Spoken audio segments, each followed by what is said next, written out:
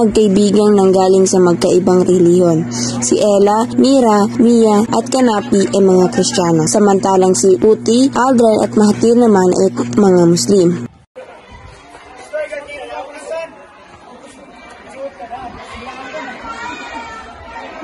Para sa mga Muslim magsayaw, base dito mahigpit daw itong marami talagang mga bawal sa kanila lalo na sa mga babae. Paano mo nalaman ay Christian ka? Oo nga, paano?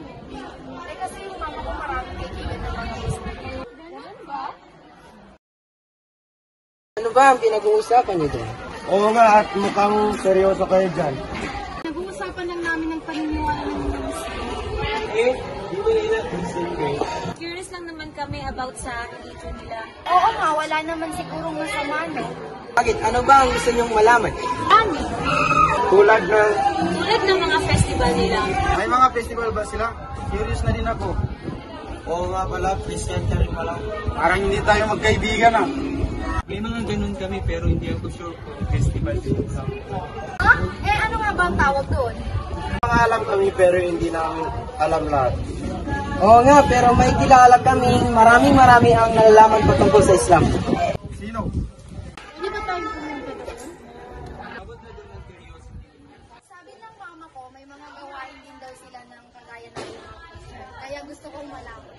Hindi baka si Mahathir alam niya. Hindi ko alam pero may kilala ako na alam kung saan ang bahay nila Ustad Saleh.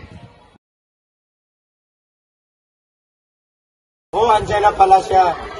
At kasama niya ang anak ni Ustad. Hi, Aisha. Akin hinahanap niyo ako.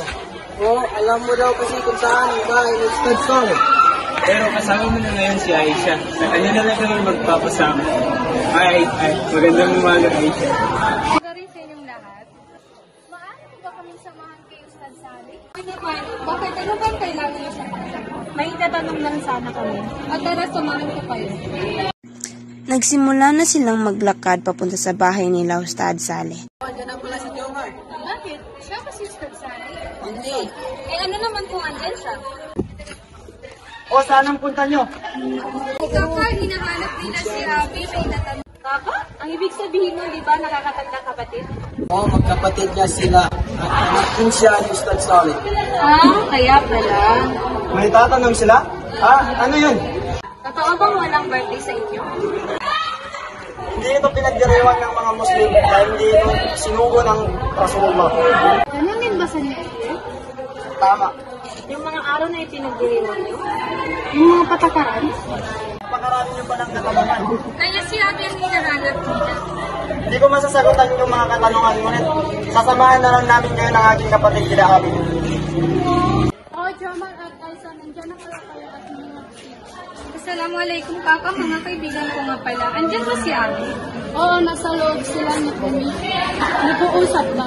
Mga Katoliko kasi sila at gusto nilang malaman ang relihiyon natin Muslim. Kaya pala hindi sila nakasuot ng hijab. Oo nga, nakikiris din daw sila. Sinubukan mong sagutin ang kanilang mga katanungan, ngunit masyado itong marami. Di na kami yung tayo papasakin na sila at tapos na rin ako. Assalamualaikum, Umi Abi.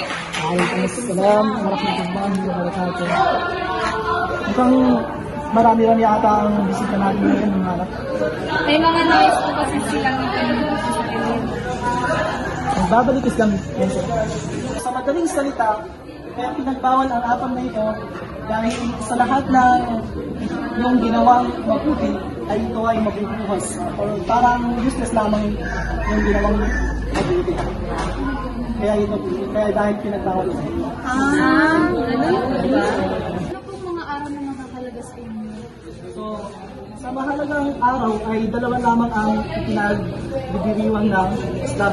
Eid al-Fitr ay ito lang yung pinagdidiriwang sa Islam na pagkatapos mag-ayuno or pagkatapos magpuasa sa 30 days ng Ramadan. So sa Eid al-Adha naman ay ito na yung pagdidiriwang ng pagkagi. May nalaman po kasi ako about sa aurat. Ano po ba yun? So, ang ibig sabihin ng aurat ay ito yung pagtatakip ng katawan.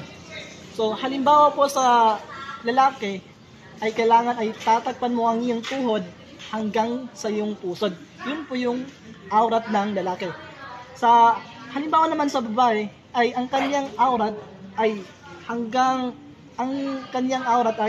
lahat ng katawan maliban na lang sa mukha pati kamay.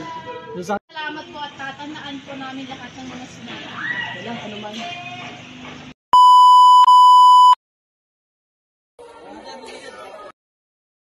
Wait lang, Germany ka. Hoy, sa Chris!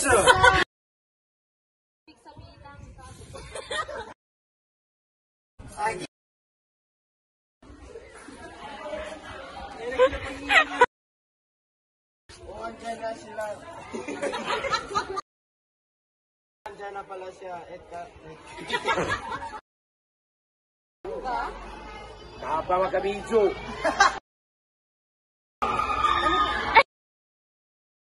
What is that, Sally?